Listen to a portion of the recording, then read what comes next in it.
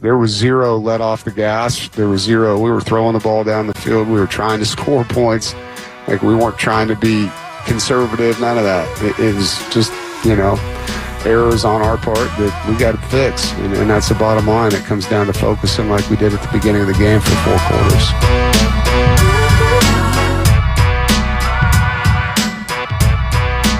The Drive with Tim Donnelly, 99.9 The Fan.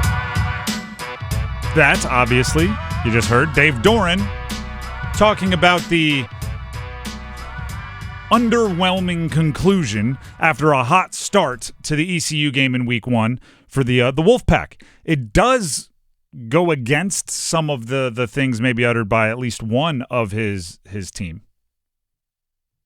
Noah Fleischman on 3 has a quote from the media availability earlier this week from Justin Jolie, one of the team leaders for NC State, tight end who is projected for big things on some All-American lists. Jolie said the team got comfortable in the second half versus ECU and that they are looking to avoid that feeling against Virginia. Added, start and keep your foot on the gas pedal. Don't pull up. Play fast at all times.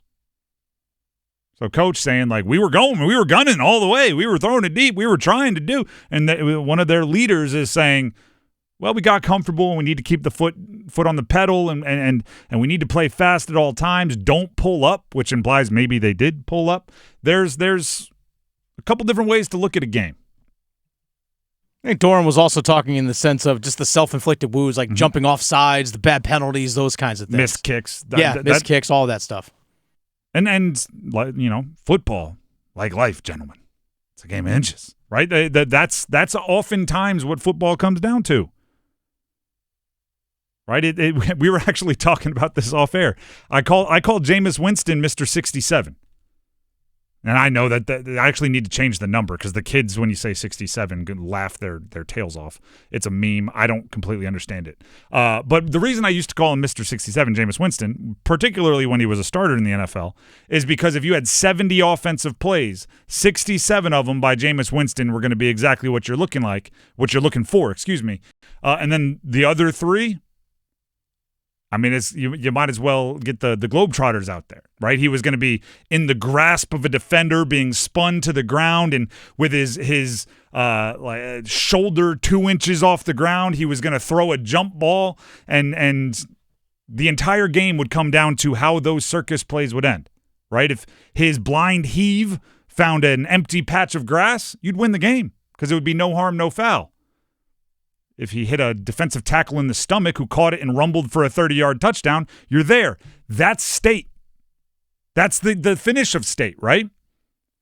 2 deep balls down the one down the sideline, one down the middle. You get into field goal range. You have a bad sack. You take a penalty, whatever it is. You make the field goal longer. You miss. That's State.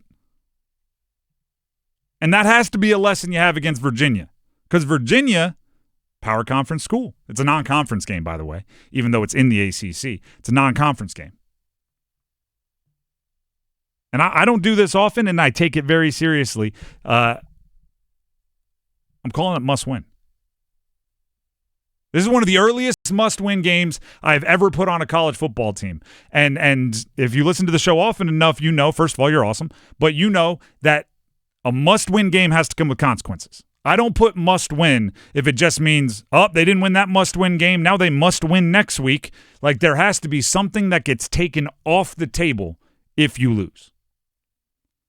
If State wants to win 8 or more games, if they want to get into that mix where they're playing competitive, meaningful, obviously bowl eligible football at the end of the year, I think they have to win this one. They have to.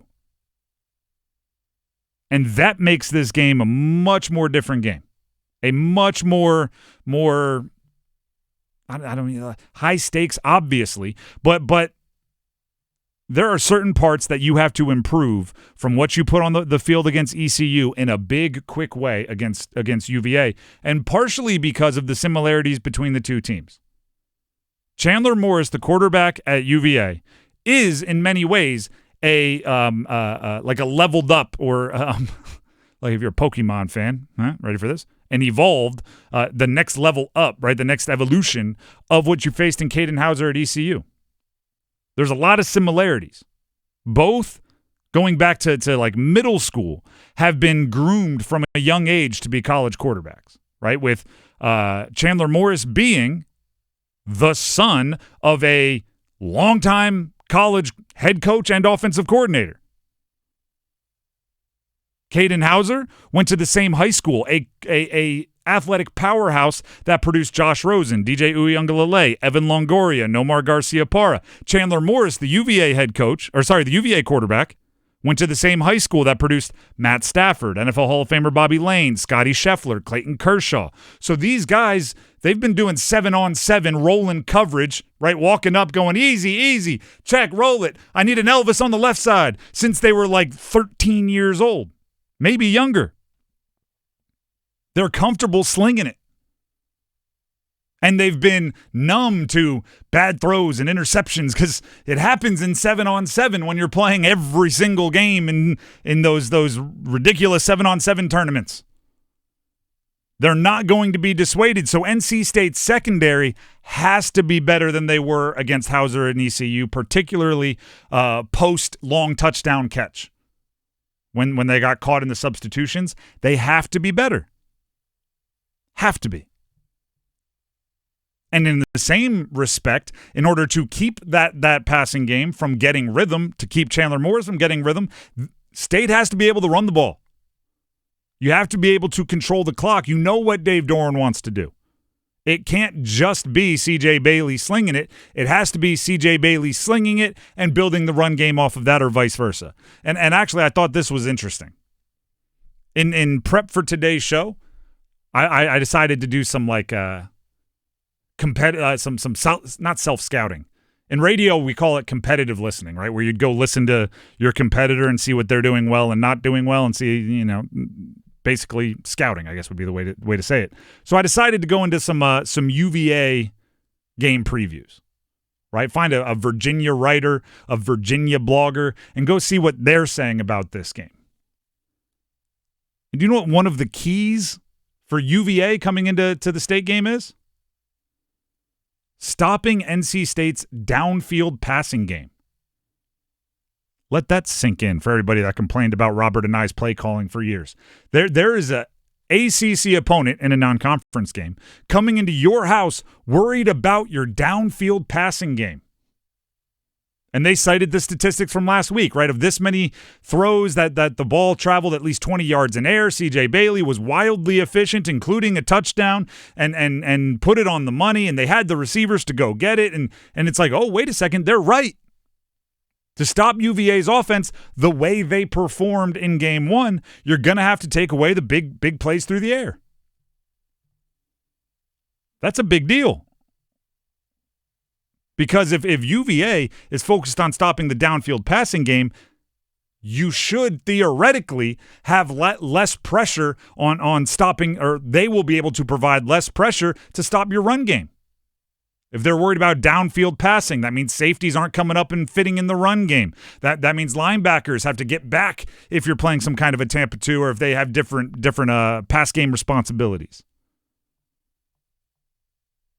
The two things State did not do very well against ECU.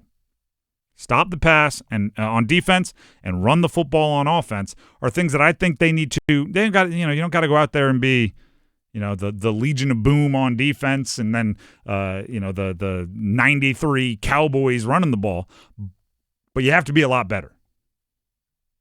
Earlier this week when we had Mike Glennon on the show, longtime NC State or longtime NFL quarterback, previous to that legendary NC State player, I asked him to fill in the if-then statement. I think at the time, and I believe it's still around this number, State was favored by 2.5.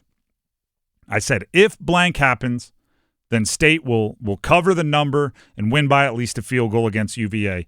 And his response was very simply, if they can run the football effectively.